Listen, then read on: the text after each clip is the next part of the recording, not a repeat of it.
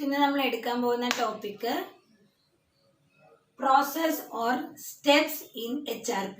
Human resource planning ചെയ്യുമ്പോൾ എന്തൊക്കെ step നമ്മൾ ഫോളോ ചെയ്യണമെന്നാണ് പറയാൻ പോണേ. സ്റ്റെപ്പ് എന്ന് പറയുമ്പോൾ നമുക്കറിയാം ഹ്യൂമൻ റിസോഴ്സ് പ്ലാനിങ്ങിന്റെ എയിം എന്താണ്? ഫസ്റ്റ് ഒബ്ജക്റ്റീവ് എന്താ? അപ്പോയിൻമെന്റ് of the right person at the right time in the right place. അതാണ് നമ്മൾ ഒബ്ജക്റ്റീവായിട്ട് പറയുന്നത്. So for obtaining any objective, various steps are to be followed. നമുക്ക് ഒറ്റയടിക്ക് നമ്മുടെ ഒബ്ജക്റ്റീവ് അച്ചീവ് ചെയ്യാൻ പറ്റില്ല അല്ലേ? അതിന് എന്ത് വേണ്ടി വരും? സ്റ്റെപ്പ് ബൈ സ്റ്റെപ്പ് പ്രോസസ്സ് വേണ്ടി വരും. അങ്ങനെ HRPയിൽ ഉപയോഗിക്കുന്ന 6 സ്റ്റെപ്സ് ആണ് മിസ് ഇവിടെ പറയാൻ പോണേ. 6 steps followed in HRP.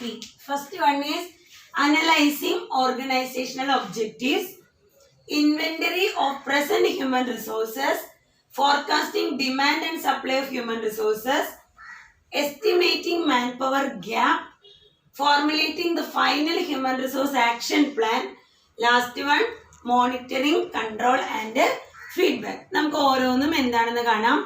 First one analyzing the organizational objectives. So the first step in the human resource planning is analyzing or determining what are the organizational objectives, that is the objectives to be achieved in future relating to production, marketing, finance, expansion programs and sales of the organization will affect the manpower requirement in future. നമ്മുടെ ഓർഗനൈസേഷൻ്റെ objectives അതിൽ relating to പ്രൊഡക്ഷനെ പറ്റിയുള്ള പ്ലാനുകൾ, marketing പ്ലാനുകൾ, expansion program, ഇതാണ് determine ചെയ്യുന്നത് what work is to be conducted. നമ്മുടെ ഓർഗനൈസേഷനിൽ എന്ത് വർക്ക് ചെയ്യണം എന്ന് തീരുമാനിക്കുന്നത് ഈ ഒബ്ജക്റ്റീവ് ആണ്. അതുകൊണ്ട് ആദ്യത്തെ സ്റ്റെപ്പ് എന്താണ്? ഒബ്ജക്റ്റീവ്സ് അനലൈസ് ചെയ്യും. ഇനി after analysing the objectives, the second step is inventory of present human resources, that is the existing records of all the existing staff. Company's updated records of the company of the existing staff will give you an idea about the number of existing staff. ഇപ്പൊ എത്ര staff നമ്മുടെ ഓർഗനൈസേഷനിൽ ഉണ്ട്, capacity, അവരുടെ working capacity, അതായത് maximum efficiency എത്രത്തോളം ഉണ്ട്, there performance എത്രത്തോളം അവരുടെ മാക്സിമം പെർഫോമൻസ് വരും, ആൻഡ് പൊട്ടൻഷ്യൽ എന്ന് പറഞ്ഞാൽ എന്താ, ഇനി എത്രത്തോളം അവരെ നമുക്ക് ട്രെയിൻ ചെയ്ത് ഡെവലപ്പ് ചെയ്ത് എടുക്കാം, എന്ത് പൊട്ടൻഷ്യലാണ് അവർക്കുള്ളത്, ഇതെല്ലാം നമുക്ക് എവിടെ നോക്കിയാൽ കിട്ടും? ഈ ഒരു എക്സിസ്റ്റിംഗ് റെക്കോർഡ്സ് നോക്കിയാൽ നമുക്ക് കിട്ടും. അതോടൊപ്പം to fill the various vacancies of the organisation, both internal and external sources are to be considered. Internal sources എന്ന് പറഞ്ഞാൽ എന്താ? വിത്തിൻ ദ ഓർഗനൈസേഷൻ, നമ്മുടെ ഓർഗനൈസേഷൻ്റെ ഉള്ളിൽ തന്നെയുള്ള സോഴ്സുകൾ. എക്സ്റ്റേണൽ എന്ന് പറഞ്ഞാൽ the sources provided by other outside agencies. Outside agency എന്നുള്ള സോഴ്സസ് ഇത് ഉപയോഗിച്ചിട്ടാണ് നമ്മൾ എന്ത് ചെയ്യേണ്ടത്? ആ കമ്പനിയിലെ വേരിയസ് പോസ്റ്റുകൾ, വേക്കൻസി ഫില്ല് ചെയ്യേണ്ടത്. അപ്പൊ അതും രണ്ടാമത്തെ സ്റ്റെപ്പ് അതാണ്, എക്സിസ്റ്റിംഗ് ഹ്യൂമൻ റിസോഴ്സസിനെ ഒരു ഐഡിയ എടുക്കുക. Then third step, forecasting demand and supply of human resources. നമ്മുടെ ഓർഗനൈസേഷനിൽ അല്ലെങ്കിൽ ആ മാൻ പവർ റിക്വയർമെന്റിന്റെ സപ്ലൈയും ഡിമാൻഡും എത്രത്തോളം ഉണ്ടെന്നുള്ളത് നമ്മൾ ഐഡന്റിഫൈ ചെയ്യുക. That means the various employees or the number of employees required in each position. നമ്മുടെ കമ്പനിയിലെ ജോബ് പ്രൊഫൈൽ അനുസരിച്ച് ഓരോ പൊസിഷനിലേക്കും എത്ര എംപ്ലോയീസിനെ വേണം എന്നുള്ളത് തീരുമാനിക്കണം. And in that step the company analyzes the internal sources as well as external sources. Internally എത്രത്തോളം ആൾക്കാരെ നമുക്ക് സോഴ്സ് ഉണ്ട് അപ്പോയിൻമെന്റ് ചെയ്യാൻ, എക്സ്റ്റേണൽ എത്രത്തോളം ആൾക്കാരെ ഉണ്ടെന്നുള്ളത് നമ്മൾ നോക്കുക. അതോടൊപ്പം തന്നെ there should be a matching between the job description and job specification. ആ കമ്പനിയുടെ ജോബ് ഡിസ്ക്രിപ്ഷനും ജോബ് സ്പെസിഫിക്കേഷനും തമ്മിൽ എന്ത് വേണം? മാച്ചിങ് വേണം. നമ്പർ ഓഫ് എംപ്ലോയീസിന്റെ റിക്വയർമെന്റും അവരുടെ ക്വാളിഫിക്കേഷനും തമ്മിലൊരു മാച്ചിങ് വേണം. ഈ എംപ്ലോയിയുടെ job profile should according to this job description and specification. നമ്മൾ റിക്രൂട്ട് ചെയ്യാൻ പോകുന്ന എംപ്ലോയിയുടെ ജോബ് പ്രൊഫൈലും ഈ ജോബ് ഡിസ്ക്രിപ്ഷനും സ്പെസിഫിക്കേഷനും അനുസരിച്ചിട്ടുള്ളത് ആയിരിക്കണം. അത് കണ്ടുപിടിക്കലാണ് തേർഡ് സ്റ്റെപ്പ്, ഡിമാൻഡും സപ്ലൈയും. നമ്മൾ ഡിമാൻഡ് എന്ന് പറഞ്ഞാൽ number of employees required, supply means the number of employees available.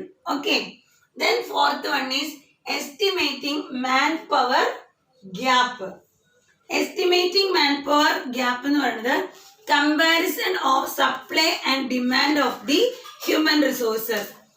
ഈ മാൻ പവർ ഗ്യാപ്പിൽ നമ്മൾ ചെയ്യുന്നത് ഹ്യൂമൻ റിസോഴ്സിന്റെ ഡിമാൻഡും സപ്ലൈയും തമ്മിൽ നമ്മളൊരു കമ്പാരിറ്റീവ് സ്റ്റഡി നടത്തുകയാണ്.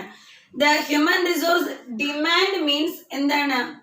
Number of employees to. ഇതിൽ നമ്മൾ കാണിക്കുന്നത് the demand and supply of human resources will give you an idea about deficit and surplus of employees. നമ്മുടെ എംപ്ലോയിയുടെ സർപ്ലസും ഡെഫിസിറ്റും എത്രത്തോളം ഉണ്ടെന്നുള്ളത് ഈ ഡിമാൻഡ് ആൻഡ് സപ്ലൈ നോക്കിയാൽ മനസ്സിലാവും. ഡെഫിസിറ്റ് എന്ന് പറഞ്ഞാൽ എന്താ? നമുക്ക് നമ്മുടെ കമ്പനിയിലെ ആൾക്കാർ കുറവാണ്, അതിനേക്കാൾ കൂടുതൽ നമുക്ക് വേണമെന്ന് പറഞ്ഞാൽ deficit denotes number of employees to be recruited or appointed. എത്ര എംപ്ലോയീസിനെ പുതിയതായിട്ട് അപ്പോയിന്റ് ചെയ്യണം എന്നുള്ളതാണ് ഡെഫിസിറ്റ് കാണിക്കുന്നത്. എന്നാൽ സർപ്ലസോ ആവശ്യത്തിൽ കൂടുതലുണ്ടെന്നല്ലേ പറയണത് എന്ന് പറഞ്ഞാൽ it is the number of employees to be terminated. എത്ര പേരെ നമ്മൾ ടെർമിനേറ്റ് ചെയ്യേണ്ടി വരുന്നുള്ളതാണ് സർപ്ലസ് കാണിക്കണേ. അപ്പൊ അതാണ് ഈ മാൻ പവർ ഗ്യാപ്പ് എന്ന് ഉദ്ദേശിക്കുന്നത്. ഇനി നമ്മൾ അതിൽ തന്നെയാണ് നോക്കണേ the use of technology or training and extensive use of training and development for എന്തിനു വേണ്ടിയിട്ടാണ്? നമ്മുടെ എക്സിസ്റ്റിംഗ് എംപ്ലോയീസിനെ ആ വർക്കിലേക്ക് അവരെ അനുയോജ്യമാക്കാൻ വേണ്ടി ട്രെയിനിങ്ങും ഡെവലപ്മെന്റും മാക്സിമം കൊടുക്കുക. The next is formulating the final human resource action plan. എന്ന് പറഞ്ഞാൽ എന്താണ്?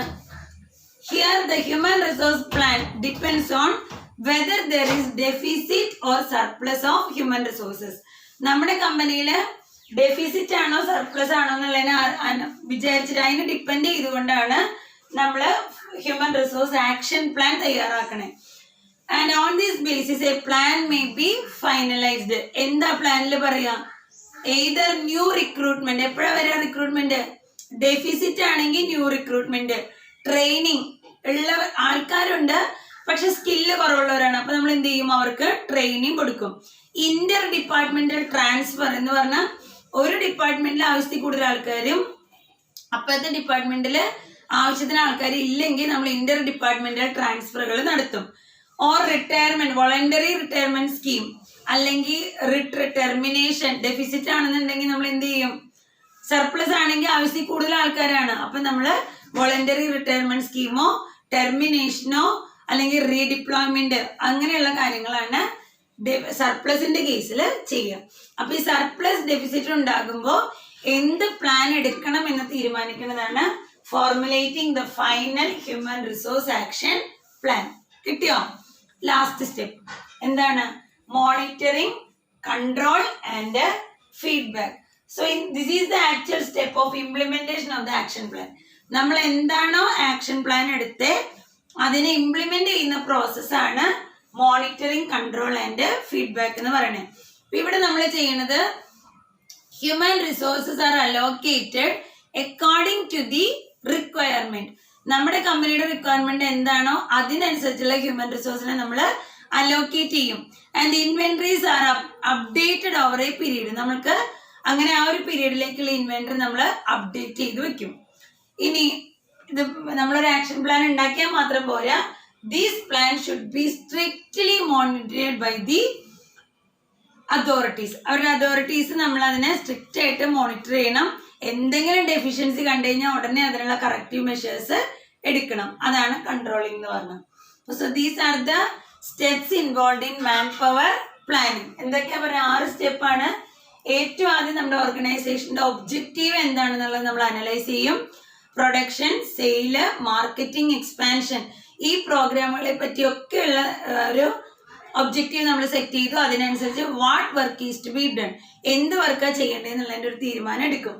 രണ്ടാമത് എക്സിസ്റ്റിംഗ് സ്റ്റാഫിന്റെ റെക്കോർഡ് പരിശോധിക്കും. അത് നോക്കിയാൽ നമുക്ക് എന്തൊക്കെ കിട്ടും? എത്ര നമ്പർ സ്റ്റാഫ് ഉണ്ട്, അവരുടെ കപ്പാസിറ്റി എന്താണ്, അവരുടെ പെർഫോമൻസ് എങ്ങനെയുള്ളതാണ്, ഭാവിയിൽ അവരുടെ പൊട്ടൻഷ്യൽ എന്തൊക്കെ ഉണ്ടെന്നുള്ളത് നമുക്ക് അനലൈസ് ചെയ്യാം. അതിനനുസരിച്ച് എക്സ്റ്റേണൽ ആൻഡ് ഇന്റേണൽ സോഴ്സസിന്റെ സാധ്യതകൾ എന്തോരുണ്ടെന്ന് നോക്കാം. Third one demand and supply check ചെയ്യലാണ്.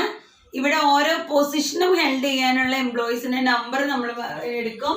ഇന്റേണൽ ആൻഡ് എക്സ്റ്റേണൽ സോഴ്സസ് എടുക്കും. അതുപോലെ matching of job description with job specification and the employee profile should be according to this matching. Okay, അത് കഴിഞ്ഞ് കഴിയുമ്പോൾ നമ്മൾ എന്ത് ചെയ്യാണ്? മാൻ പവർ ഗ്യാപ്പ് കണ്ടുപിടിക്കുകയാണ്. മാൻ പവർ ഗ്യാപ്പ് എന്ന് പറയുന്നത് demand and supply of manpower നമ്മൾ നോക്കണു. This will give an idea about the surplus and deficit. Deficit എന്ന് പറയുമ്പോൾ നമ്പർ ഓഫ് എംപ്ലോയീസ് ഇല്ല, അപ്പൊ നമ്മൾ ന്യൂ റിക്രൂട്ട്മെന്റ് നടത്തണം. സർപ്ലസ് എന്ന് പറയുമ്പോൾ ആവശ്യത്തിൽ കൂടുതലുണ്ട്, അപ്പൊ നമ്മൾ എന്ത് ചെയ്യണം? ഉള്ളവരെ ടെർമിനേറ്റ് ചെയ്യണം, പറഞ്ഞു വിടണം. അങ്ങനെയുള്ളത് കണ്ടുപിടിച്ചു. ഇനി അതിനനുസരിച്ച് ഒരു ഫൈനൽ ആക്ഷൻ പ്ലാൻ തയ്യാറാക്കാണ്. ആക്ഷൻ പ്ലാൻ എന്ന് പറയുന്നത് ഈ ഡിമാൻഡ് ആൻഡ് സപ്ലൈനെ ബേസ് ചെയ്തുകൊണ്ടാണ് ആക്ഷൻ പ്ലാൻ നമ്മൾ ചെയ്യാം. അതിൽ പ്രധാനമായിട്ട് ചെയ്യുന്നത് ഡെഫിസിറ്റ് വരുന്ന കേസിൽ നമ്മൾ എന്ത് ചെയ്യും? ന്യൂ റിക്രൂട്ട്മെന്റിനുള്ള ഇതെടുക്കും. പിന്നെ അല്ലെങ്കിൽ ട്രെയിനിങ് ആൻഡ് ഡെവലപ്മെന്റ് നടത്തും. അതൊക്കെ ഡെഫിസിറ്റ് അല്ലെങ്കിൽ ഇന്റർ ഡിപ്പാർട്ട്മെന്റൽ ട്രാൻസ്ഫർ നടത്തും. ഇനി സർപ്ലസ് ആണ് കേസെങ്കിൽ എന്ത് ചെയ്യും? നമ്മൾ വോളണ്ടറി റിട്ടയർമെന്റ് സ്കീം ഇൻട്രൊഡ്യൂസ് ചെയ്യും, പിന്നെ ടെർമിനേറ്റ് ചെയ്യും. ഇതൊക്കെയാണ് ആക്ഷൻ പ്ലാൻ എടുക്കുന്നത്. ലാസ്റ്റ് വൺ നമ്മൾ ഉണ്ടാക്കിയ ആക്ഷൻ പ്ലാൻ ഇംപ്ലിമെന്റ് ചെയ്തു. ഇംപ്ലിമെന്റ് ചെയ്ത കാര്യങ്ങൾ സ്ട്രിക്റ്റ്ലി മോണിറ്റർ ചെയ്തു. എന്തെങ്കിലും ഡെഫിഷ്യൻസി കണ്ടാൽ ഉടനെ തന്നെ കറക്റ്റീവ് ആക്ഷൻ എടുത്തു. Okay, so this is the process or steps of human resource planning.